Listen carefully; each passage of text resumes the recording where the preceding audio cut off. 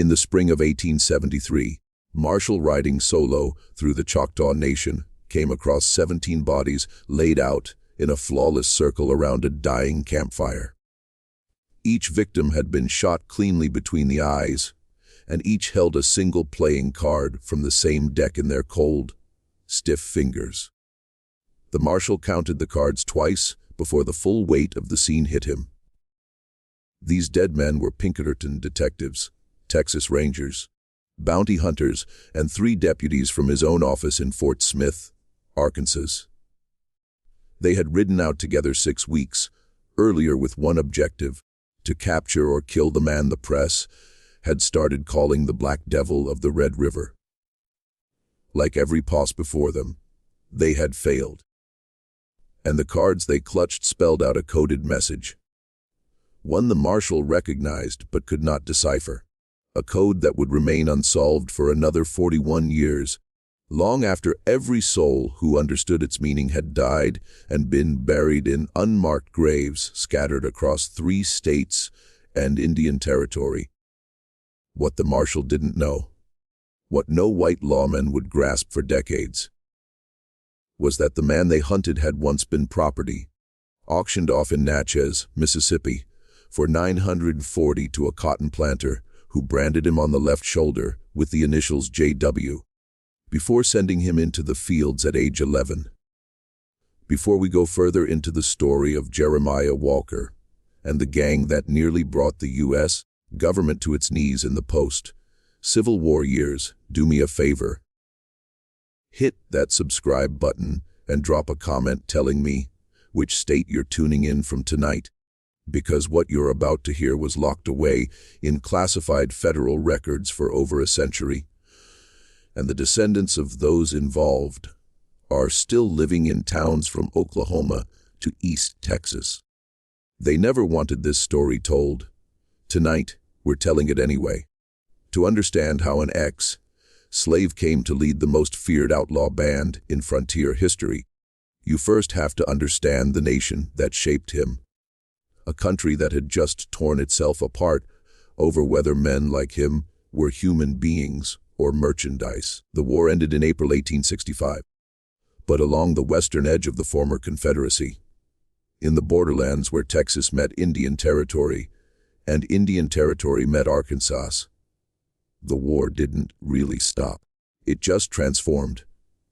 The Union Army pulled most of its troops south to occupy the deeper South, leaving behind a lawless expanse nearly the size of France, policed by fewer than 200 federal officers. Into that void poured every desperate soul the war had spawned: Confederate guerrillas who wouldn't surrender, Union deserters wanted in 3 states, Comanche and Kiowa raiders driven off their lands, Mexican vaqueros displaced by new Anglo cattle barons, Chinese laborers stranded after the railroads were finished, and tens of thousands of freedmen with nowhere to go and nothing but the clothes on their backs. Walking west, because the South they'd known had become a death trap for any black man caught alone after dark. Boggy Depot sat at the heart of this chaos in the Choctaw Nation, about 40 miles north of the Red River. In the fall of 1866, it was the kind of place where a man could buy a meal, a horse, or another man's life for roughly the same price. The streets were unpaved, the buildings slapped together from green cottonwood that warped and split as it dried, giving every door and window a crooked look, as if the whole town had been built by a drunk who'd forgotten how houses were supposed to fit together. There were 3 saloons, 2 owned by a Choctaw merchant named Pushmataha Folsom, descendant of a famous chief who'd grown rich selling whiskey to soldiers during the war and saw no reason to stop selling it to outlaws now that the soldiers were gone. There was a single store run by a Scottish trader named Angus McGray, who kept a loaded shotgun under the counter and a Bible on top, and who was known to settle disputes with whichever he could grab first. There was a livery stable, a blacksmith, and a small adobe building that served as both jail and courthouse. for whatever rough justice the Choctaw Lithorsmen could dispense when they bothered to ride through, which was becoming less and less frequent as the country slid deeper into disorder. Boggy to put that autumn wasn't so much a town as a wound that had scarred over without healing underneath. Wagons rolled in at all hours from Texas, carrying men who wouldn't give their names and goods no one asked about. Wagons rolled out toward Fort Smith, carrying things that had once belonged to someone else. The cemetery on a small rise behind the abandoned Methodist mission, empty since 1863, had grown by 47 new graves in the 18 months since the war ended. Only 9 of them were natural deaths. The rest had died, as folks said in that country, of lead poisoning, rope fever, or the kind of accident involving a knife, a back, and a moonless night. The Choctaw Lithorsmen, a small mounted police force authorized by treaty, had ridden through twice in the past year, both times after killing serious enough to embarrass the tribal government in Tuskahoma. Both times they'd questioned a few witnesses, found nothing, and ridden off, leaving Boggy Depot to settle its own accounts in its own way. The mission building still stood at the town's western edge, roof half-collapsed, heavy oak doors hanging open. Inside, local kids and the children of passing strangers played among broken pews and a smashed pulpit, occasionally finding a torn hymn page or a fragment of stained glass someone had thought worth shooting at.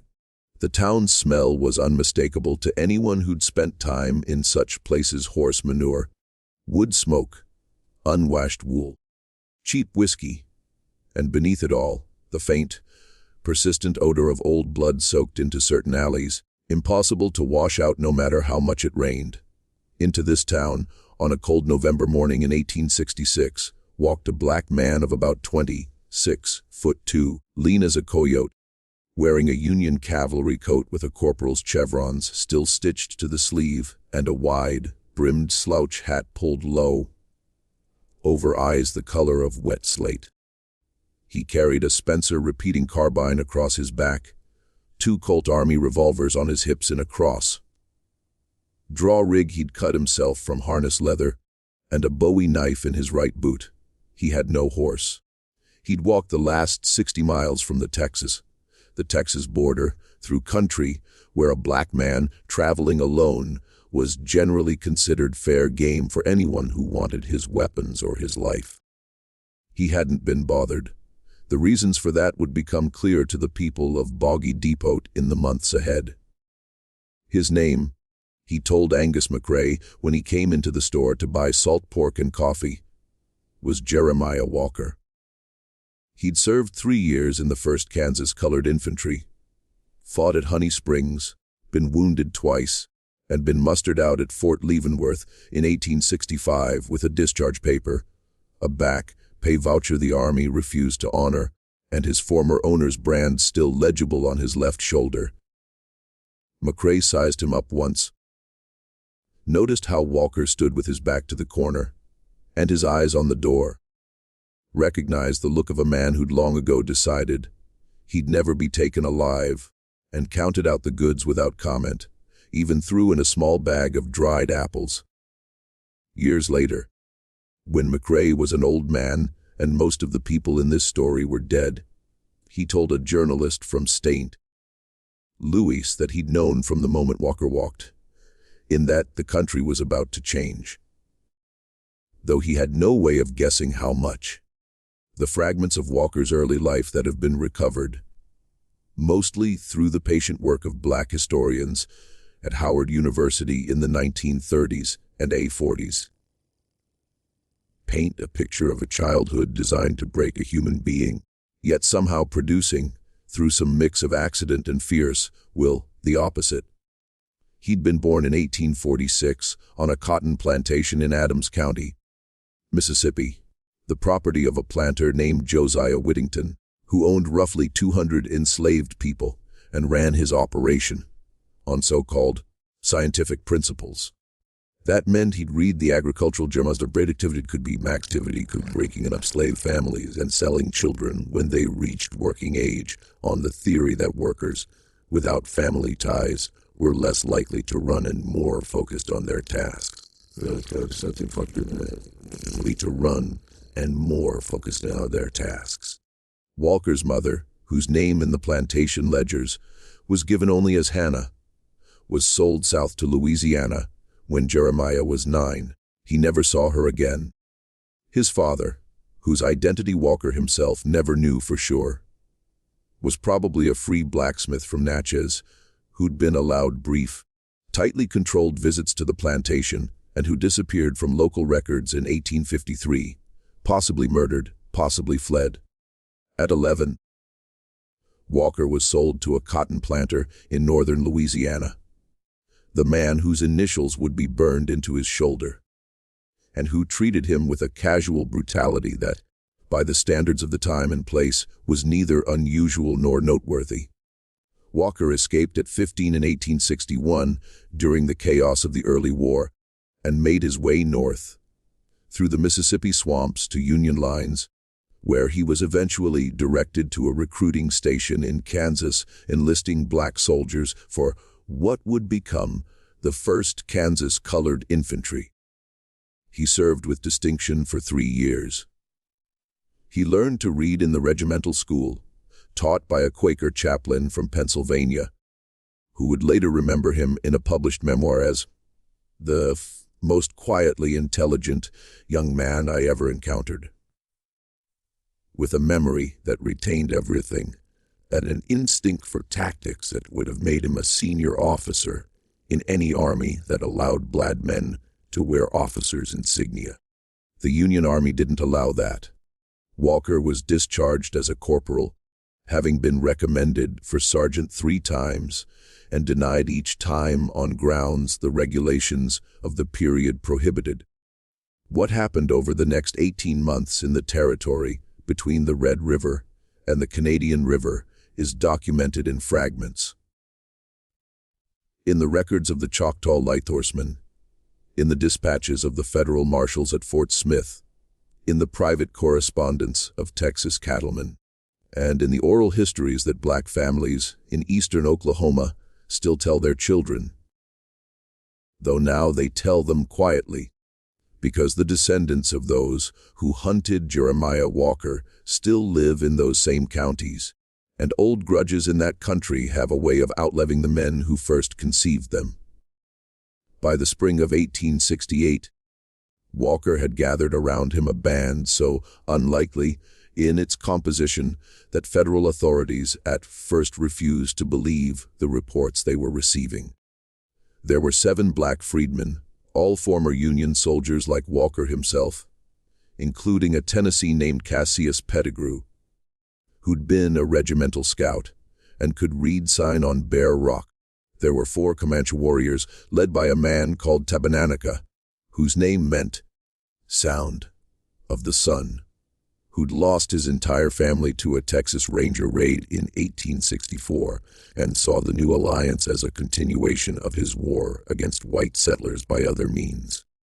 There were 3 Mexican brothers from the Nueces Strip, Ignacio Raymond and Severino Quintanilla, whose father had been hanged by Anglo vigilantes during the so-called Cart War, and who brought with them the brutal efficiency of borderland feuds. There were 2 white men, both Confederate guerrillas who'd ridden with William Quantrill, and had no place left in the post-war world, a Missourian named Ellis Tatum and a Kentuckian named Calvin H. Houghton. There was an old Choctaw freedman named Solomon Beams, who'd been enslaved by a Choctaw planter before the war, and now served the band as cook, scout, and unofficial diplomat with the 5 civilized tribes. And there was a woman, which the federal records found particularly difficult to accept. A black woman of perhaps 25 named Delilah Ransom, who'd escaped a Louisiana plantation at 15 and spent the war years working as a laundress for a Union cavalry regiment, where she'd learned to handle a pistol with both hands and read maps with a born tactician's instinct. She rode with the band as an equal, planned several of its most successful raids, and was, according to the only surviving photograph of her, a woman of striking and severe beauty, with high cheekbones and eyes that seemed focused on something 100 yards beyond whatever was actually in front of her. The gang didn't steal cattle, which is what made them dangerous. Cattle thieves were a known quantity in the territory, easy to organize against, easy to hunt down by the cattlemen's associations and the newly formed stock detective agencies. What Jeremiah Walker's band stole was money, in quantities no frontier outlaw had previously thought possible. Their first major operation, in April 1868, was the robbery of a payroll wagon belonging to the Atlantic and Pacific Railroad, which was trying to push its line west across Indian Territory. The wagon was carrying 28,000 in Union greenbacks, meant to pay the railroad's construction crews. It was guarded by 12 armed men, including 4 Pinkerton agents brought in specifically because the railroad anticipated trouble. The wagon was hit at 300 a.m. by a force the surviving guards estimated at 30 riders, though Walker's entire band never numbered more than 20. The attack was over in less than 4 minutes. 3 guards were killed, including 2 Pinkertons. The rest were stripped of their weapons and tied to trees. The money was loaded onto pack mules and carried east into the Kiamachi Mountains, where it vanished into a network of caves the Choctaw freedmen had used as hiding places during the war. None of it was ever recovered. The surviving guards, when they were finally able to give coherent statements at Fort Smith, spoke of an attack that didn't feel like an attack at all. There had been no shouted demands, no warning shots, no announcement of intentions.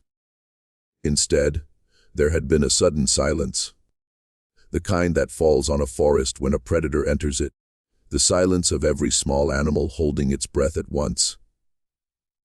The 2 lead horses pulling the wagon had collapsed simultaneously, killed by what proved on examination to be 2 perfectly placed rifle shots fired from more than 300 yards by marksmen the guards never saw.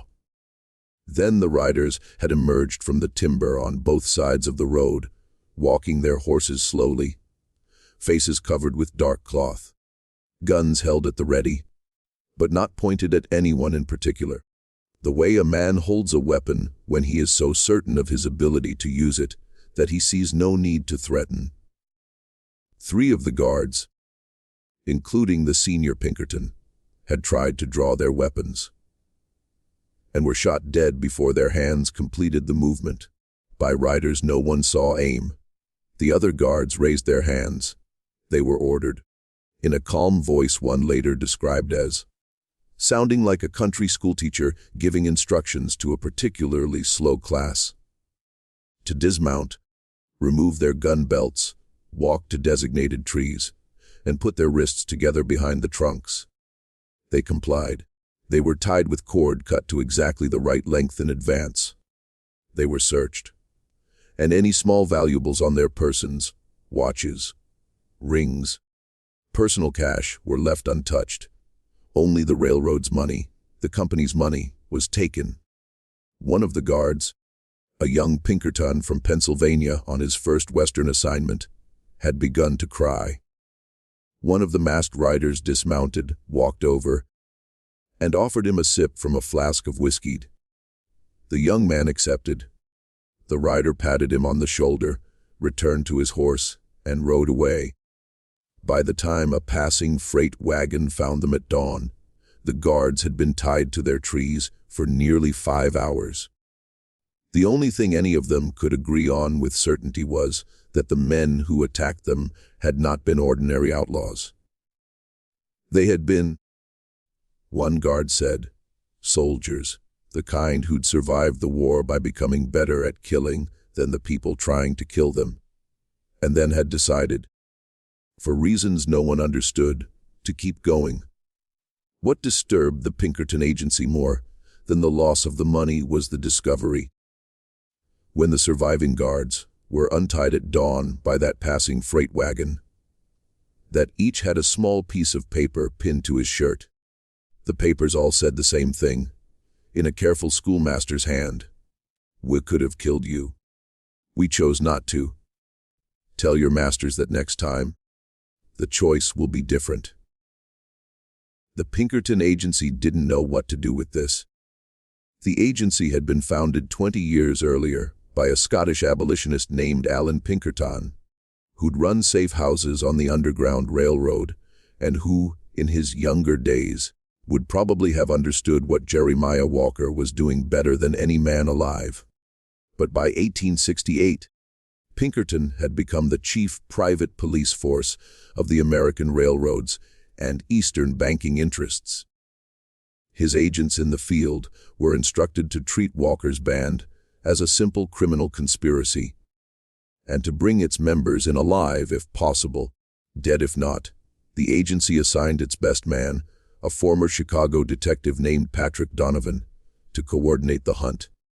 Donovan was a hard man, an Irish immigrant who'd risen through the agency by being smarter and more ruthless than the men around him. He understood from the beginning that this would not be an ordinary chase. He arrived at Fort Smith in May 1868, sat down with the federal marshal there, a former Union general named James Fagan, and asked a single question. How does a man hide 20 riders? 4 of them Comanche, in country where every cattleman, every settler, every passing teamster will report a strange face within a day? Fagan didn't have an answer. Neither did Donovan. The answer, when it finally became apparent 2 years later, would shock the federal government into a level of secrecy that kept the truth out of the newspapers for the rest of the century. The answer was that Jeremiah Walker wasn't hiding. He was being protected by a network of people across 3 states and Indian Territory who had decided, each in their own way and for their own reasons, that whatever Jeremiah Walker was doing was something that needed to be done. The first hint of this network came in the summer of 1868, when a Pinkerton informant in the Choctaw town of Dokesville reported that wagons of supplies had been moving in and out of the Kiamichi Mountains for months, with the apparent knowledge and cooperation of the Choctaw Light Horsemen, who were turning a deliberate blind eye. Donovan investigated, found the informant murdered 3 days after he'd filed his report. His body left in the middle of Dokesville's main street, with a single playing card pinned to his chest. The King of Spades. No one in Dokesville had seen anything. No one knew anything. When Donovan threatened to bring federal troops in, the Choctaw chief, a man named Allen Wright, a graduate of Union College, who'd once translated the Bible into Choctaw, looked at him with the patient contempt of a man who'd been dealing with white officials his entire life, and said only that the Choctaw Nation was a sovereign government under the treaties of 1866, that federal troops could not enter without Choctaw consent, and that consent would not be given. The implication was clear. Walker had the protection of the Choctaw government, or at least of enough of its officials, to make the protection effective. Donovan returned to Fort Smith and sent a long telegram to Pinkerton headquarters in Chicago. The response from Alan Pinkerton himself, a copy of which survives in the agency's archives, was one of the strangest documents in the history of American law enforcement. It instructed Donovan to proceed with the investigation, but to use particular discretion in any actions that might bring the matter to public attention. Pinkerton himself, the old abolitionist, seemed to understand that something complicated was happening on the southwestern frontier. Something that didn't fit neatly into the categories of law and crime. And he was reluctant to bring the full weight of his agency down on it without first knowing what he would be destroying. If you're still listening to me, and I hope you are, I want you to take a moment right now to hit that like button, because the algorithm only shows this kind of buried American history to people who actively engage with it. And the families who've spent 150 years trying to keep this story buried have done a very effective job. Every like, every comment, every share helps another person discover what really happened in the territory in the years after the Civil War. And if you have a theory about what was really going on in the Kiamichi Mountains, leave it in the comments, because what we're about to discover is that the truth was stranger and darker than even Patrick Donovan was prepared to imagine. In the autumn of 1868, Walker's band struck again, this time hitting a stagecoach carrying gold from the Choctaw Nation's annuity payment, money the federal government had owed the tribe under the Treaty of 1866 and had finally agreed to pay in coin rather than the depreciated paper currency the tribes had learned to refuse. The coach was carrying 19 Zalausens in gold double eagles. It was guarded by a detachment of the 6th United States Cavalry. The cavalry detachment was wiped out, 8 troopers killed in a single volley from rifles fired from positions on both sides of the road, and the gold was taken. But that wasn't what made the robbery famous. What made it famous was what Walker did next. Within 2 weeks, every Choctaw freedman family in the eastern half of the Choctaw Nation had received, by means no investigation could ever quite trace, a small leather pouch containing exactly 20 in gold double eagles. There were nearly 700 such families in the affected area. The math worked out almost exactly to the amount stolen, with a small remainder the freedmen insisted had been used to buy school books for the children. The federal investigators who interviewed these families found, to their fury, that none of the recipients would say a word about who'd brought the gold or how it had arrived. The pouches simply appeared on doorsteps in the night, with no note, no explanation. When pressed, the freedmen said only that the Lord worked in mysterious ways, and looked at the federal agents with expressions that combined politeness, patience, and a deep, ancient amusement the agents found impossible to penetrate. Patrick Donovan understood, when he read the reports, exactly what had happened. Walker wasn't a thief. He wasn't even, in the conventional sense, an outlaw. He was a redistributor, an inverted Robin Hood, operating in a post-war landscape where the federal government had failed in its most basic obligations to the people it had freed, and where the railroads and cattle barons were busily seizing every acre of land and every dollar of wealth they could get their hands on before anyone could organize effective resistance. Walker was the resistance. By the spring of 1869, the band had carried out at least 11 major operations, including the robbery of 2 more railroad payrolls, the looting of a Wells Fargo Express office in Texarkana, the interception of a herd of Texas cattle being driven north to Kansas by a syndicate of speculators who'd cheated a number of Comanche families out of their treaty grazing rights, and a daring raid on the Bank of Sherman, Texas, which had foreclosed on dozens of small farms owned by freedmen and Mexican families during the Panic of 1867. The bank's vault was emptied of 41 thousands. The bank's records, including the foreclosure files, were burned in the street. Within a month, deeds to the foreclosed properties began appearing in the mail of the dispossessed families, accompanied by notarized statements indicating the bank had reconsidered its position and was returning the land. The notary stamps were forged, but the deeds themselves were genuine.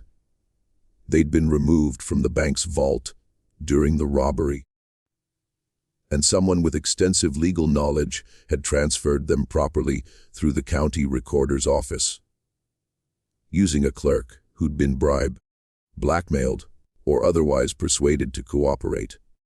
The federal authorities tried to challenge the deeds in court. The court, presided over by a judge appointed during Reconstruction and sympathetic to the freedmen, ruled the transfers were legal on their face and that the federal government had no standing to contest them. The dispossessed families kept their land.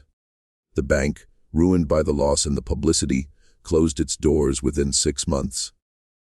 Patrick Donovan, reading the reports in his office in Fort Smith, began to develop what he later described in a private letter to his wife as a peculiar admiration for his quarry, an admiration he found morally troubling and professionally dangerous. He wrote that he'd begun to understand why Walker had become a kind of folk hero in the territory, why the songs about him sung by black families in the cotton bottoms had begun to spread to the cattle camps and railroad work crews, why even some white settlers, particularly small farmers and Confederate veterans ruined by the war, were starting to view Walker not as an outlaw, but as a man taking back some small fraction of what had been stolen from everyone who wasn't rich enough to be on the winning side of the new American economy. Donovan understood all of this, and he also understood that his job was to capture or kill Jeremiah Walker, and that his job was not negotiable. In the summer of 1869, Donovan made his first serious attempt.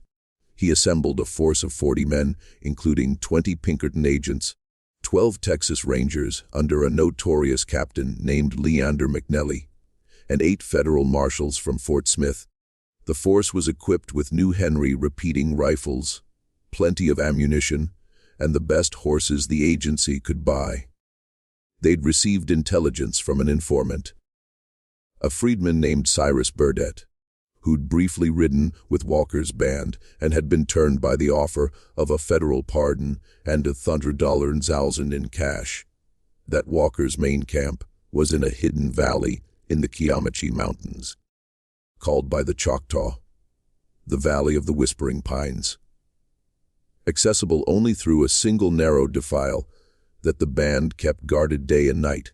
Donovan's force rode out from Fort Smith on the morning of June 3, 1869. They were to rendezvous with Burdett at a crossroads near the town of Tuskahoma, where he would lead them by a back route into the valley. Bypassing the main defile, they reached the crossroads at dusk. Burdett was waiting for them, sitting against a tree, his hands tied behind his back, his throat cut from ear to ear, his eyes still open. Pinned to his shirt was a playing card, the King of Spades. Donovan understood instantly what had happened. Burdett had been doubled. He'd pretended to take the federal money while reporting everything he learned back to Walker.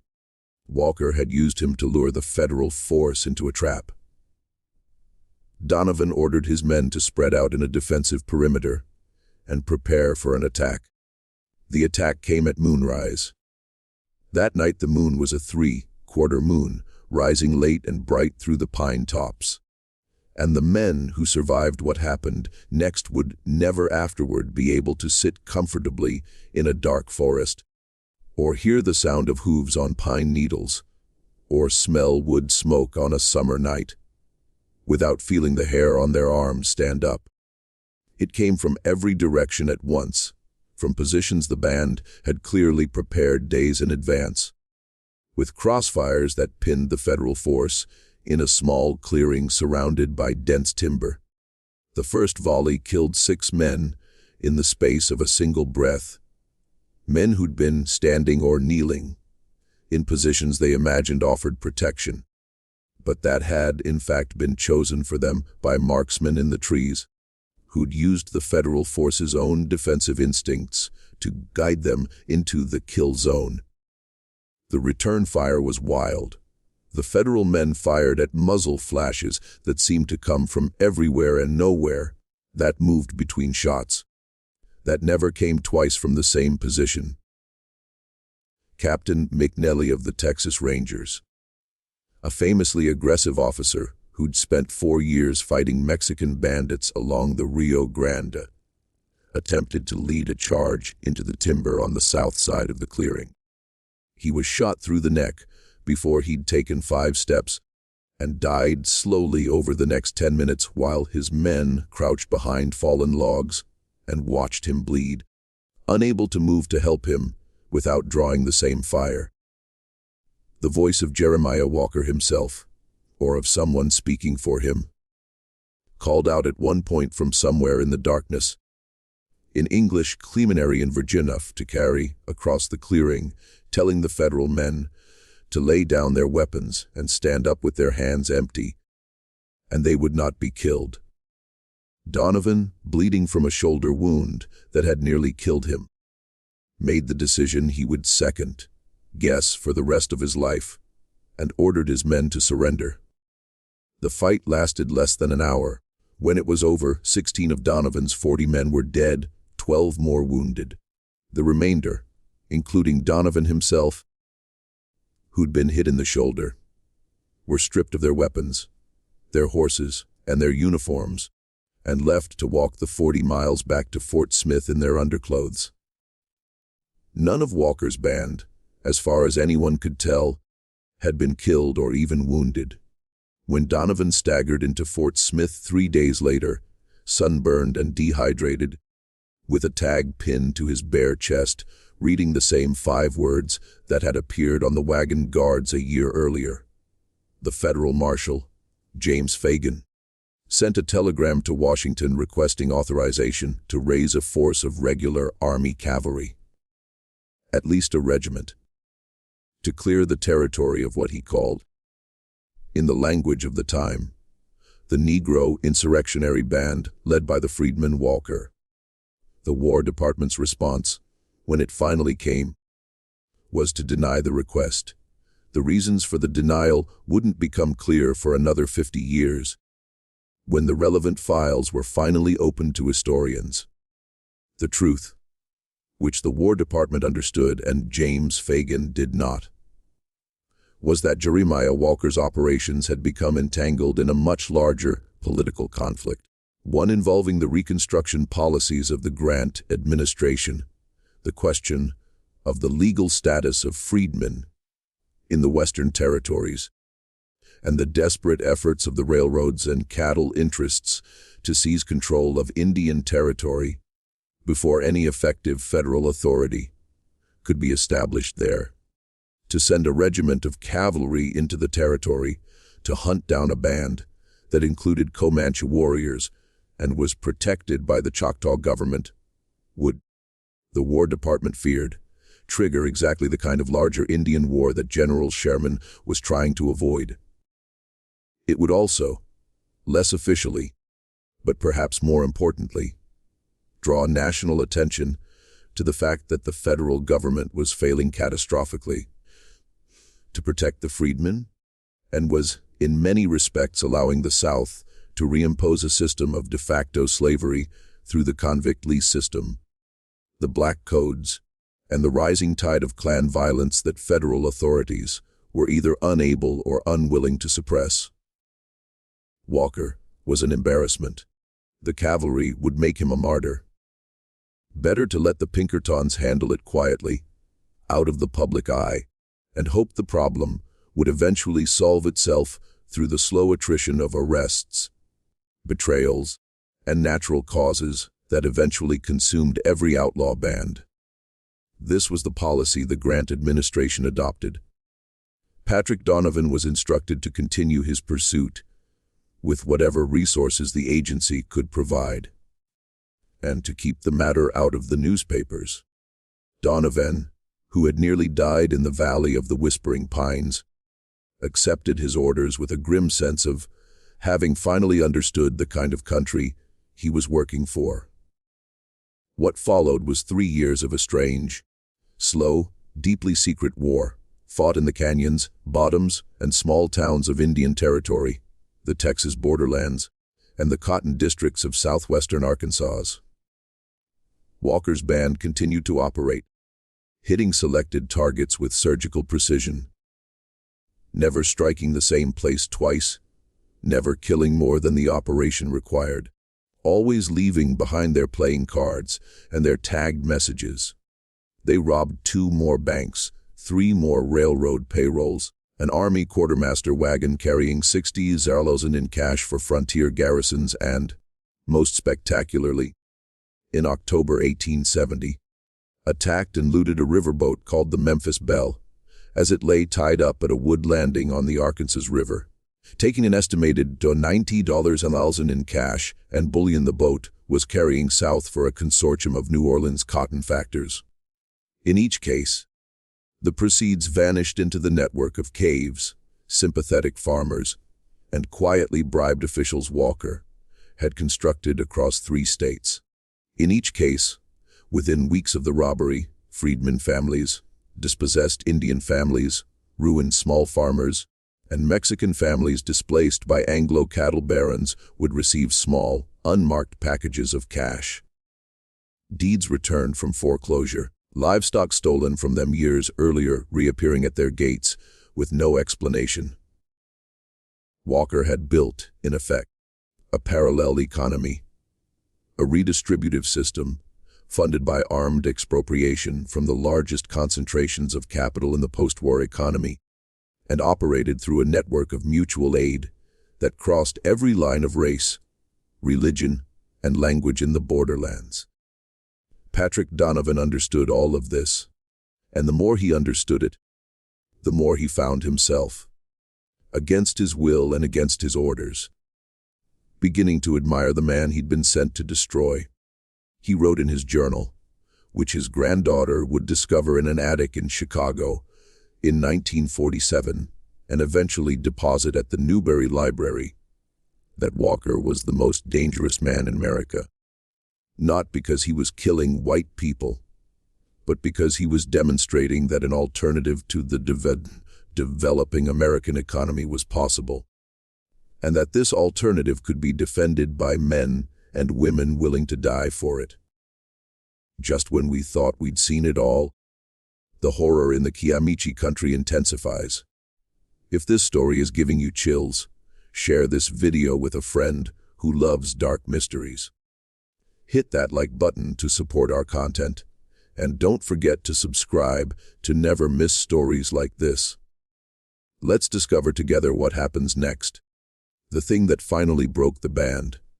The thing no investigation by the Pinkertons or federal marshals had been able to accomplish, was something no one had foreseen. It wasn't betrayal. Though there had been many attempted betrayals over the years, it wasn't military force, though Donovan continued to assemble and dispatch posses with grim regularity.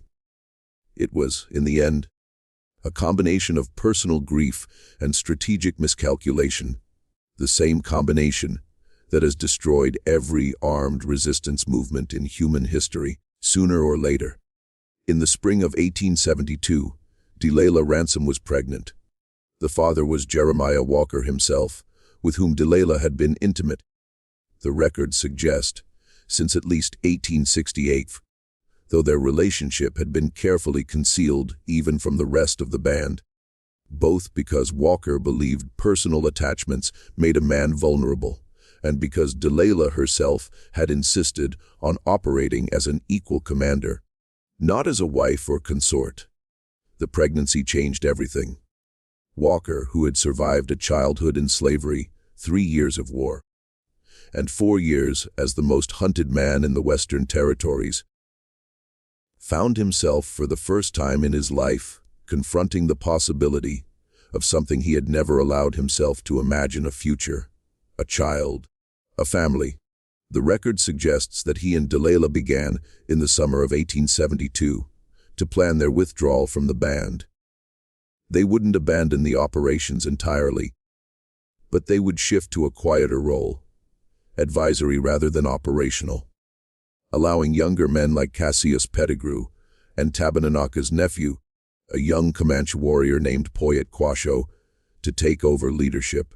Walker and Delilah would relocate with the child to a small farm in the Choctaw Nation that had been quietly purchased in Solomon Beam's name, where they would try to live out whatever years remained to them as ordinary people.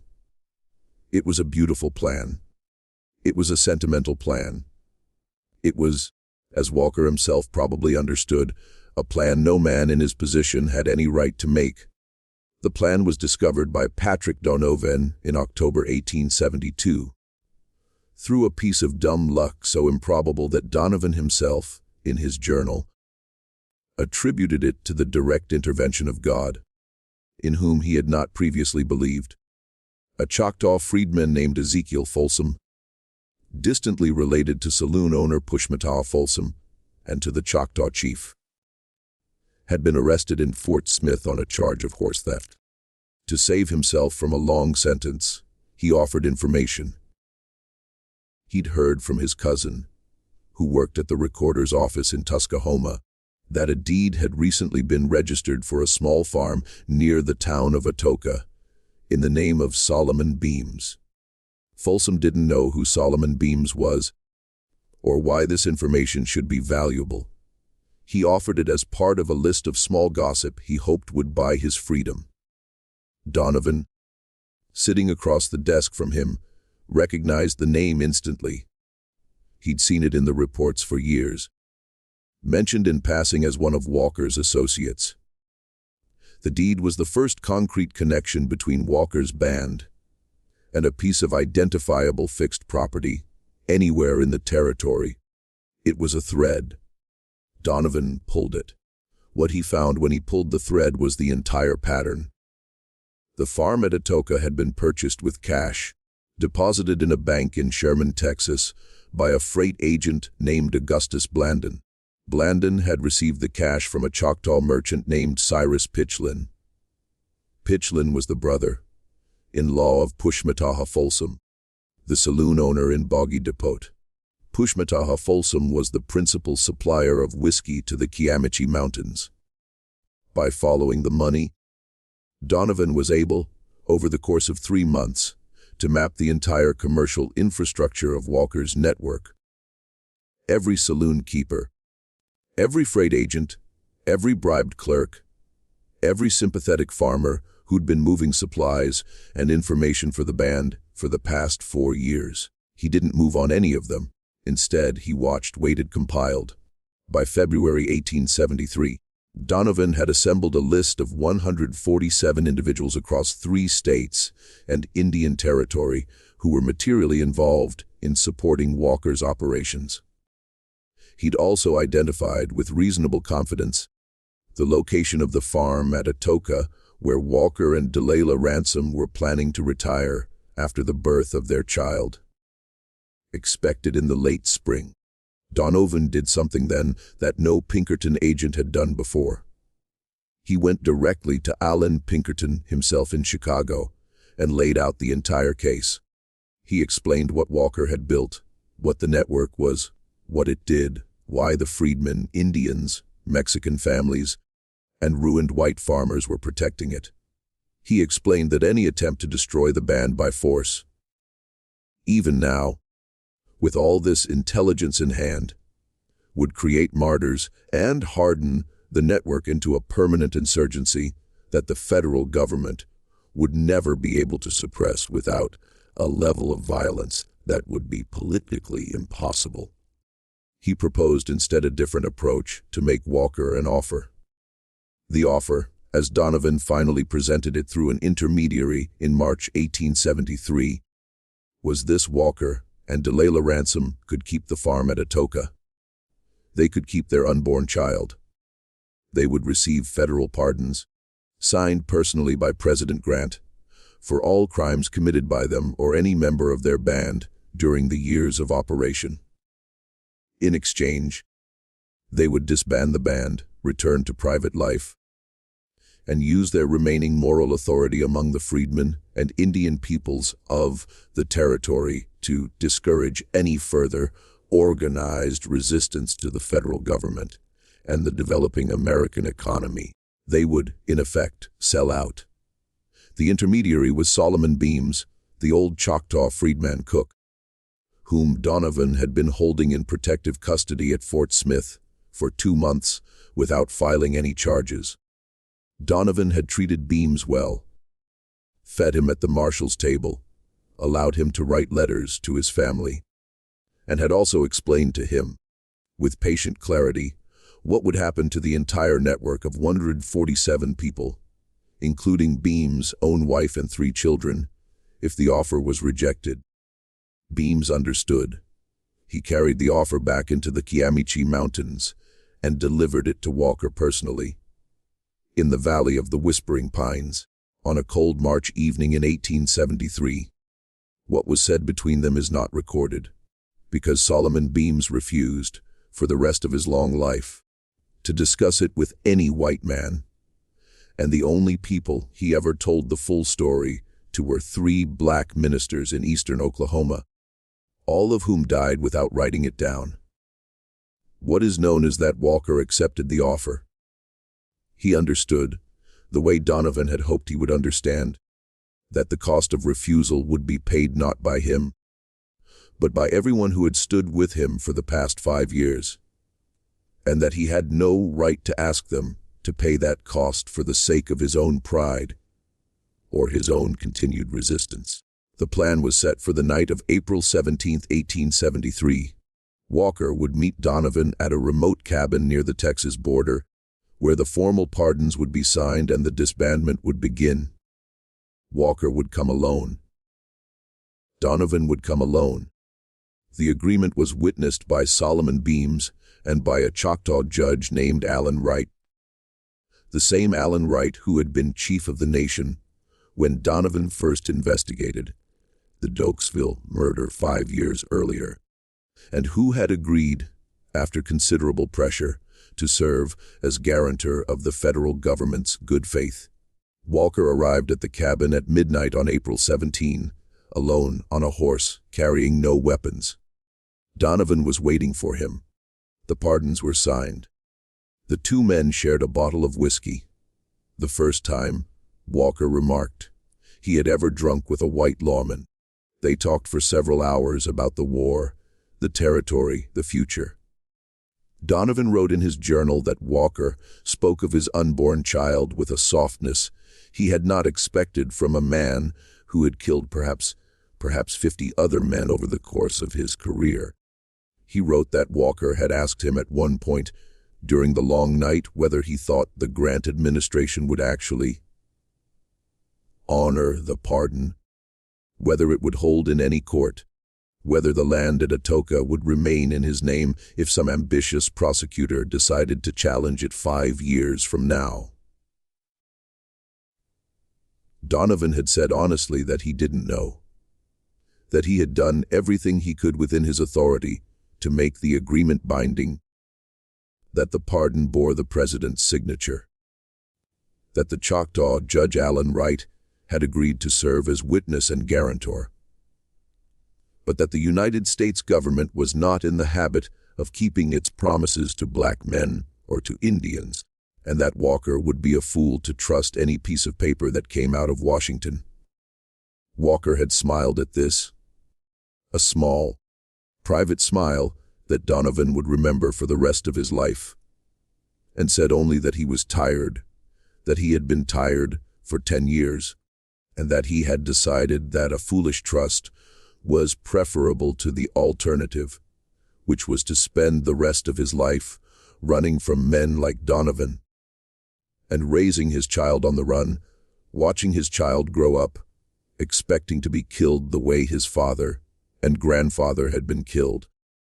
He said he had made his peace with the possibility that the pardon wouldn't hold, and that if it didn't, at least he would have tried. He said that this was what he was giving up the band for. Not for the farm, not for the pardons, but for the chance, however small, of a life not defined by the expectation of violence. They parted before dawn. Walker rode north, back toward the Choctaw Nation and the farm at Atoka, where Delilah was waiting. Donovan rode east back toward Fort Smith with the signed agreement in his saddlebag. What happened next was something Patrick Donovan had not anticipated, and no one in the federal government had anticipated. And it demonstrated, with terrible finality, that the network Walker had built was not actually under Walker's control, and had perhaps never been. the 17 men who had been hunting Walker for the previous 6 weeks. The Pinkerton agents, Texas Rangers, and federal deputies whose bodies the marshal would find a few weeks later, arranged in their perfect circle around the dying campfire, had not known about Donovan's negotiation. They had been operating under the older orders to capture or kill Walker on sight. They had been close.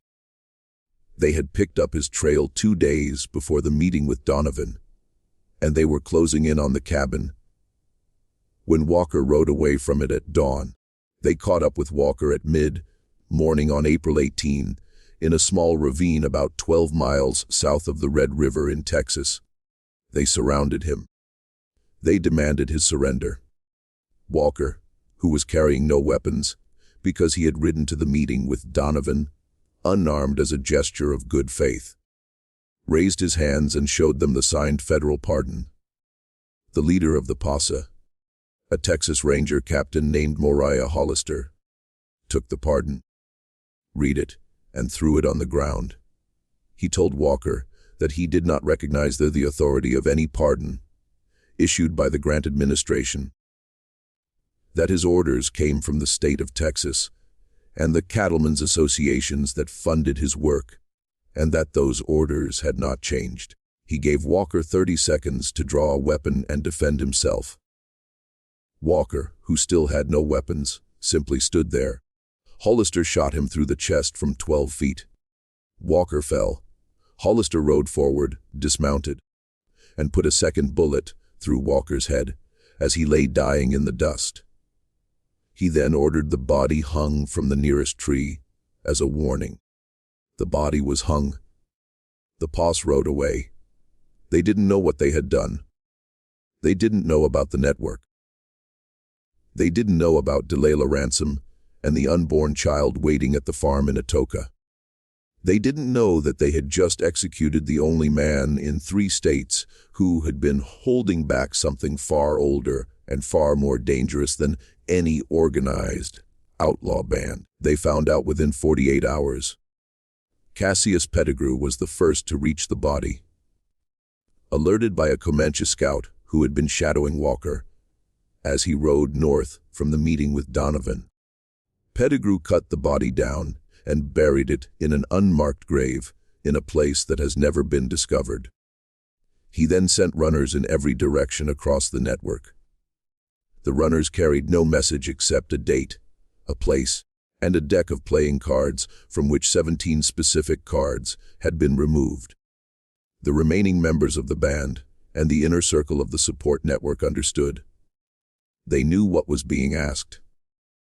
Within 6 weeks, every man who had been part of the posse that killed Jeremiah Walker, including Moriah Hollister, had been hunted down and killed, each shot once between the eyes, each left holding one of the 17 missing playing cards, each arranged in a pattern that was meaningless to the federal investigators who found the bodies. But that, when the cards were eventually combined and read in the order the men had died, spelled out, in a code based on a Comanche counting system, the simple words, "This debt is paid." Patrick Donovan, when he finally understood what had happened, requested a leave of absence from the Pinkerton agency. He went to Chicago and spent 3 weeks drinking alone in a hotel room. He wrote a long letter to Alan Pinkerton, explaining that he was resigning from the agency, that he could no longer continue in a profession that had used him, against his knowledge and against his explicit assurances, to lure a man to his death under the false promise of a federal pardon. Pinkerton refused to accept the resignation. He explained, in a private meeting Donovan recorded in his journal, that Moriah Hollister had not been operating under federal orders, that his actions had been unauthorized and were, in a strict legal sense, a state crime, and that the federal government could not be held responsible. Donovan understood that this was true in the narrowest legal sense, and false in every meaningful sense. He understood that the federal government had created the conditions under which Hollister could believe his orders hadn't changed. By failing to communicate the pardon to field operatives, by failing to coordinate the various agencies hunting Walker, by failing fundamentally to want Walker to live, he understood that Walker had been killed not by Hollister, who had merely fired the bullets, but by the United States government, which had decided that an alternative American economy could not be allowed to exist. He stayed at the agency because he had nowhere else to go and a family to support. But he never worked another case in the territory, and he never spoke to Olin Pinkerton again except through subordinates. He died in 1907 in Chicago of pneumonia at age 73. His last words, according to his daughter, who was present at the bedside, were the name Jeremiah, repeated twice. What happened to Delilah Ransom and the child, you may ask? What happened to the network of 147 people who had supported Walker for 5 years? What happened to the farm at Atoka, where Walker had been planning to live out his years as an ordinary man? The answers are recorded in pieces, in family histories, in the oral traditions of the freedmen, the Choctaw, and the Comanche. But they have never been fully assembled, and probably never will be. Delilah Ransom gave birth to a son in May 1873. She named him Jeremiah after his father. She left the Choctaw Nation within a month of the birth, traveling first to New Orleans and then by ship to Liberia, where a small community of black expatriates from the American South had been attempting for 50 years to build a free republic on the western coast of Africa. She arrived in Monrovia in November 1873 and lived there under the name Delilah Walker until her death in 1904.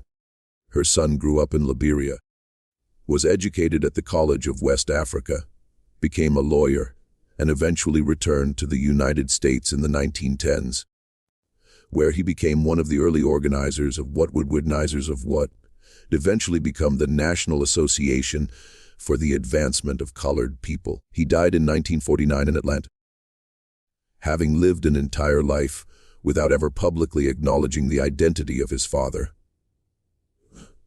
Though he wrote in a private letter to his own son that he had been told the story when he was 12 years old by his mother, and that he had carried it with him every day of his life thereafter. The network of 147 people was never prosecuted. Donovan, in his last act of conscience as a Pinkerton agent, destroyed the list, burned it himself in the fireplace of his hotel room in Chicago the week after he learned of Walker's death. The names existed nowhere else. The men and women on the list lived out their lives in their towns and on their farms across the territory, and the support they had given Walker remained, for most of them, a secret they shared only with their children and grandchildren, in private late at night when the white world was not listening. The farm at Atoka was burned to the ground in 1875 by a group of night riders associated with the early Ku Klux Klan, who had heard rumors it had once belonged to Walker and wished to make a statement. The rumors were never confirmed. The land was sold for taxes in 1878 to a white settler from Kansas who had no idea what he was buying.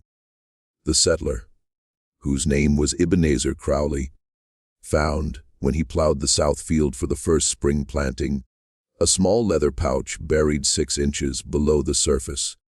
Inside the pouch were 20 gold double eagles, the last of the Choctaw annuity gold from the robbery of 1868, which Walker had buried on the farm he had hoped to live on, perhaps as a kind of insurance, perhaps simply as a habit of a man who had spent his entire life expecting that everything could be taken from him at any moment. Crowley sold the gold to a bank in Atoka, used the money to buy a team of mules, and lived a long, uneventful life on the land where Jeremiah Walker had hoped to raise his son. He never knew what he had stumbled onto.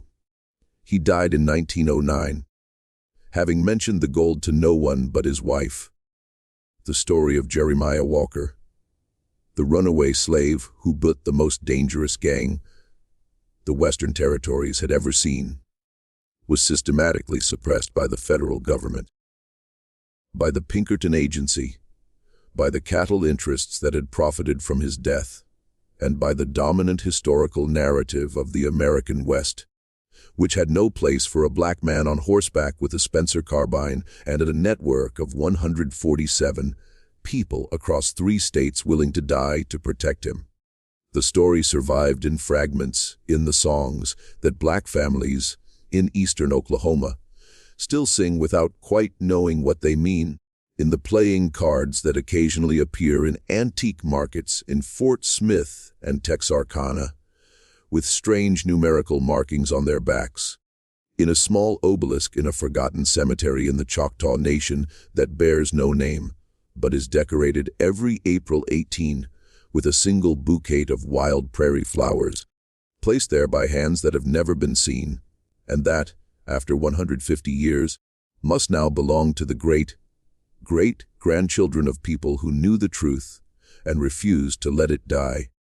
This mystery shows us that the history we are taught is rarely the history that actually happened, and that the most dangerous men in any society are not those who kill and steal for personal gain, but those who refuse to accept that the world as they find it is the only world that can exist.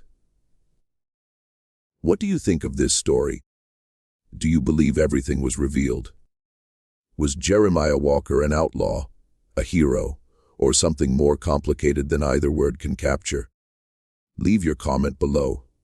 If you enjoyed this tale and want more horror stories like this, subscribe, hit the notification bell, and share with someone who loves mysteries. See you in the next one.